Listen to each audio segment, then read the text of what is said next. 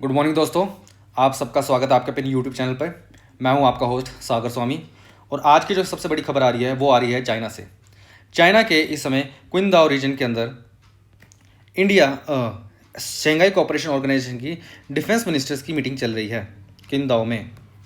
And SCO के अंदर एक जॉइंट स्टेटमेंट इशू किया गया था जिसमें सभी मेंबर्स को सिग्नेचर साइन करने थे। इंडिया के जो डिफेंस मिनिस्टर हैं राजनाथ सिंह जी, वो भी इस समय वहीं पर उपस्थित हैं क्योंकि इंडिया भी एससीओ का मेंबर है।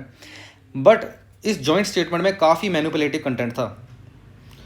इसके अंदर एक कोऑर्डिनेटेड स्ट्रेटेजिक नैरेटिव पुश किया जा रहा था बीजिंग जैसे चाइना और पाकिस्तान की तरफ से, जिसमें पाकिस्तान को एज अ विक्टिम शो किया जा रहा था टेररिज्म का, एंड इंडिया को एज अ एग्रेसर शो किया जा रहा था। इसमें पहलगाम टेरर अटैक का कहीं भी कोई जिक्र नहीं था एंड पूरे डॉक्यूमेंट में बलूचिस्तान को हाईलाइट किया जा रहा था। इस वजह से इंडिया ने इसको साइन नहीं किया है। आइए एग्जैक्ट रीजन जानते हैं। It is said that Rajnath Singh refuse to sign the joint statement because it made no mention of the Pahalgam terror attack. Also Pahalgam terror attack जो कि हम सब जानते हैं कि इंडिया के लिए काफ़ी मुश्किल समय था, एंड उसको स्किप करके पहलगाम टेरर अटैक को डॉक्यूमेंट मेंशन करता है बलूचिस्तान को, एंड उस पर इल्ज़ाम भी लगाया जा रहा है clear cut that accusing India of creating unrest there. तो ऑब्वियसली ये जो इतनी भी मैनिपुलेशन है डॉक्यूमेंट के अंदर, इसको पहलगाम को एक्सक्लूड करना एंड बलूचिस्तान को ओवरली हाईलाइट करना, ये पाकिस्तान की रिक्वेस्ट पे ही हुआ होगा क्योंकि हम जानते हैं कि पाकिस्तान जो है वो चाइना का ऑल वेदर एलाई है। ऑल वेदर एलाई अगर आपको याद हो तो ये टर्म आई थी 1963 के अंदर, जब पाकिस्तान ने अब शाक्सगान वैली जो कि ट्रांस हिमालयस का पार्ट है और इंडिया की टेरिटरी का पार्ट है, वो यूनिलेटरली बिना इंडिया के परमिशन के चाइना को ट्रांसफ़र कर दी थी, जो कि डिस्प्यूटेड रीजन में आती है पीओके के अंदर। तो ये भी एक कंटेक्स्ट इशू है इंडिया और पाकिस्तान के बीच में, एंड उस समय ये ऑल वेदर एलाई टर्म निकल कर आई थी सामने। सेकंड, जो जॉइंट स्टेटमेंट पास की गई है एससीओ के द्वारा, उसमें ऑपरेशन सिंदूर को कंप्लीटली अंडरमाइन कर दिया गया है। ऑपरेशन सिंदूर जो आपको याद हो कि इंडिया ने जो एरियल स्ट्राइक्स की थी पाकिस्तान के टेरर इंफ्रास्ट्रक्चर के ऊपर, उनको कंप्लीटली डिस्ट्रॉय किया था, वो था ऑपरेशन सिंदूर जो कि 7 मई को इंडिया ने कंडक्ट किया था। एंड उसको कंप्लीटली अंडरमाइन कर दिया गया, उसको कोई रेफरेंस नहीं दिए गए। एंड साथ ही साथ वहाँ पे जो चीज़ें हाईलाइट की गई हैं वो ये बताया जा रहा है कि जो बलूचिस्तान है वो इस समय जो अनरेस्ट है उस वजह से पाकिस्तान जो है वो एक विक्टिम बन चुका है एक्सटर्नल सैबोटेज का। और इसका एक्चुअली मेन पर्पज़ ये है कि पूरी ग्लोबल अटेंशन को शिफ्ट किया जा सके ताकि लोगों को क्लीन चिट दे सके पाकिस्तान को कि वो एक स्टेट स्पॉन्सर ऑफ टेररिज्म है, इससे उनका अटेंशन लोगों का डाइवर्ट किया जा सके। अगली जो चीज़ है वो ये करना चाह रहे हैं इसी जॉइंट स्टेटमेंट से कि जो इस समय पाकिस्तानी गवर्नमेंट और पाकिस्तानी आर्मी बलूचिस्तान के अंदर जो illegal crackdowns, disappearances and extra judicial killings कर रही है, लोगों को कहीं भी किडनैप कर लेना, लोगों की अवैध हत्या कर देना, ठीक है, कहीं भी बेवजह लॉकडाउन्स लगाना और लोगों के अधिकारों का हनन करना, उन सब चीज़ों को जस्टिफाई करने की कोशिश कर रही है चाइना एंड पाकिस्तान की गवर्नमेंट्स। इंडिया बिल्कुल भी इस चीज़ के सपोर्ट में नहीं है ऐसी किसी भी ह्यूमन राइट वायलेशन का। एंड ऑल्सो इंडिया सपोर्ट करता है राइट टू सेल्फ डिटर्मिनेशन, जो कि बलूचिस्तान को पूरा पूरा हक है उसका। आगे बढ़ते हैं। एंड राजनाथ सिंह जी ने एक क्लियर कट वार्निंग भी दी है पाकिस्तान को without naming Pakistan, that we have shown the epicentres of terrorism are no longer safe. Epicentre of terrorism obviously Pakistan की यहाँ बात हो रही है, and we will not hesitate to target them.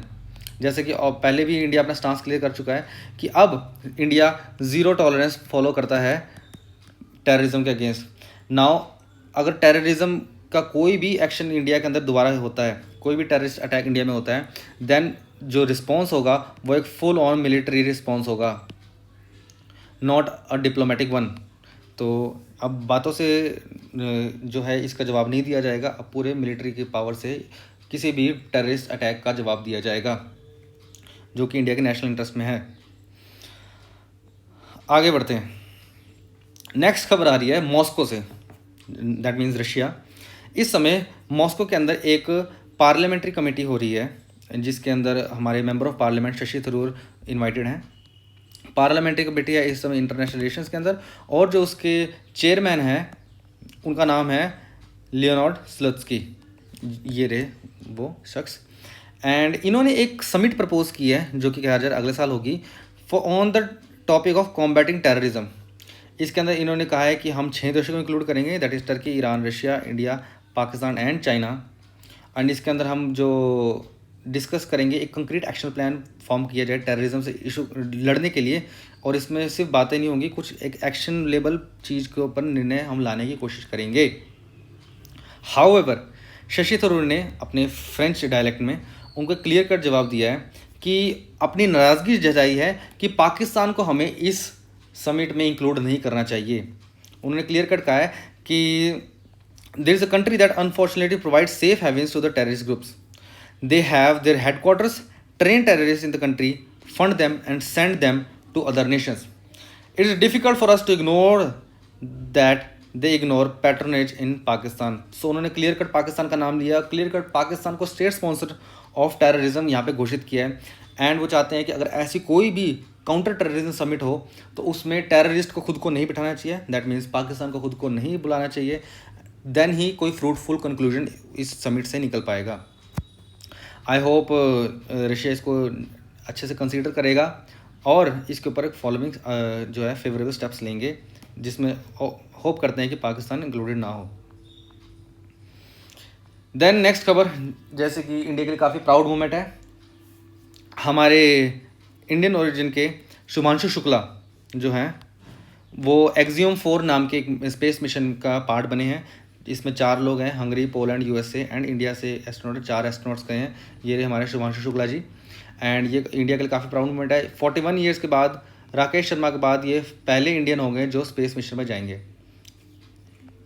And जो ये स्पेस क्राफ्ट है वो यूज़ किया गया है स्पेस एक्स का ड्रैगन स्पेस क्राफ्ट, ये, और जो रॉकेट यूज़ किया गया है वो है फैल्कन 9, ये भी स्पेस एक्स का। ये आपके एग्जाम के लिए काफ़ी इंपॉर्टेंट चीज़ें हैं, ये तो आप कहीं नोट कर सकते हैं, करिए।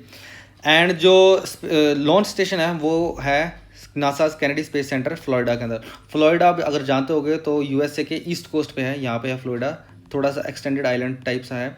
एंड ये जो गल्फ ऑफ मैक्सिको है उसका पार्ट है। ओके, और बताया जा रहा है कि आज शाम को 4:30 बजे तक ये इंटरनेशनल स्पेस स्टेशन में पहुंचेंगे, और ये 2 हफ्तों का प्रोग्राम है जिसके अंदर ये इंटरनेशनल स्पेस स्टेशन जाएंगे, वहाँ पे रिसर्चेज वगैरह कंडक्ट करेंगे और 2 हफ्ते बाद वापस आएंगे। हम उम्मीद करते हैं ये मिशन सक्सेसफुल रहे और इंडिया का नाम रोशन हो। एंड जो भी इस मिशन से इनपुट्स आएंगे वो इंडिया के गगनयान मिशन, जो कि इंडिया का फर्स्ट मैन्ड मिशन होने वाला है, उसके लिए बहुत काम आएंगे ये इनपुट्स। तो आई होप सभी उम्मीद कर रहे हैं कि ये मिशन सक्सेसफुल हो और इंडिया को भी इससे काफ़ी बेनिफिट होगा। आगे बढ़ते हैं। एंड इस समय जो वेस्टर्न मीडिया, स्पेशली जो यूएस की मीडिया है, कुछ मीडिया के अंदर इस टाइम डोनाल्ड ट्रंप की काफ़ी सराहना भी की जा रही है। उसमें बताया जा रहा है कि पहले भी कई जैसे प्रेसिडेंट्स यूएस के, बिल क्लिंटन, बराक ओबामा, जो बाइडन, उनकी वीडियोस चलाई जा रही है जिनमें उन्होंने क्लियरली कह रहे हैं कि हम ईरान को न्यूक्लियर वेपन्स एक्वायर करने नहीं देंगे, लेकिन उन्होंने कोई भी सब्सटेंशियल एक्शन नहीं लिए। But this was only Donald Trump जिन्होंने आके फर्स्ट कोई एक प्रिसाइज मिलिट्री स्ट्राइक की है ईरान के खिलाफ और उनके न्यूक्लियर प्रोग्राम को डिसमेंटल किया है। हाउएवर न्यूक्लियर प्रोग्राम क्या पूरी तरह ईरान का ख़त्म हो चुका है या नहीं हुआ, इस पे अभी काफ़ी ज़्यादा डाउट्स हैं, ये तो आने वाला समय ही हमको बताएगा। मूविंग ऑन, जो हमारी एक और खबर है वो है कि नाटो की जैसे मीटिंग मैंने आपको कल बताया था, हेग नेदरलैंड्स की जो राजधानी है वहाँ पे हो रही थी, 2 दिन की समिट थी, ये 2 समिट कंप्लीट हो चुकी है। और यहाँ से जो एक फाइनल कंक्लूजन निकल के आया है वो ये है कि सभी नाटो मेंबर्स अब अपनी जीडीपी का 5% एनुअली स्पेंड करेंगे डिफेंस के ऊपर, जिससे डिफेंस एक्सपेंडिचर इस टाइम इससे यूरोप का काफ़ी ज़्यादा बढ़ जाएगा और पूरा यूरोप मिलिट्रीली और ज़्यादा स्ट्रॉन्ग हो जाएगा। तो जो कि एक तरह से डायरेक्ट सिग्नल दिया जा रहा है रशिया को कि वो अपने जो यूक्रेन के अंदर जो वो मूव ऑन कर रहे हैं, ज़्यादा से ज़्यादा टेरिटरी एक्वायर कर रहे हैं, उसको रोक दें। एक तरह से उनको एक इनफॉर्मल सिग्नल देने की कोशिश की जा रही है। हाउएवर मुझे लगता नहीं कि रशिया को इससे डिसीजन से ज़्यादा कोई फ़र्क पड़ने वाला है। एंड आज की लास्ट खबर, जैसे कि हम जानते हैं कि इज़राइल एंड ईरान के बीच में सीज़ फायर इस समय हो चुका है, एंड उम्मीद करते हैं कि सीज़ फायर आगे भी लगा रहे। एंड ईरान के अंदर इस समय काफ़ी ज़्यादा जो विक्ट्री रैलीज़ हैं वो सेलिब्रेट की जा रही है। ईरान अपनी जो पॉपुलेशन है उनको शो करना चाह रहा है कि कैसे उसने इजराइल एंड यूएसए जैसे बड़े एडवर्सरीज के खिलाफ जंग लड़ी, और वो तो ये भी बता रहे हैं कि उन्होंने जंग जीत भी ली है। ईरान भी रिपीटेडली स्टेटमेंट दे रहा है कि उनका जो न्यूक्लियर प्रोग्राम है वो अभी पूरी तरह सेफ़ है और वो आने वाले कुछ समय में न्यूक्लियर कैपेबिलिटीज़ को डेवलप कर लेंगे। और ईरान ने इस समय सबसे बड़ा जो एक अपना सपोर्ट दिखाया है वो दिखाया है इंडिया को। इंडिया के लिए उन्होंने एक स्टेटमेंट दिया, जय ईरान एंड जय हिंद, अपने एक्स हैंडल के थ्रू।